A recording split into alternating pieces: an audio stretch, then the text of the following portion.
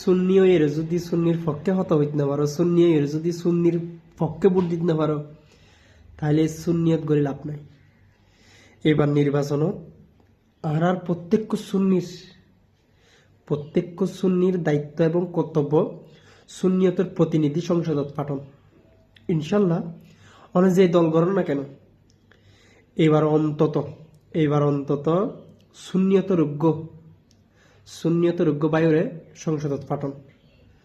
ইনশাল্লাহ দেখবেন যে আর বাংলাদেশের প্রেক্ষাপটে আর বাংলাদেশের যে অরাজকতা সৃষ্টি হই, মাজার ভাঙ্গি ফেলার, মসজিদ ভাঙ্গি ফেলার, হবরত লাশ তুলি ফুরি ফেলার, অন্তত এইসব এগিনুর বিচার অন্তত এই বাংলার জমিনের মধ্যে যদি সুন্নি প্রতিনিধি সংসদত পাঠন।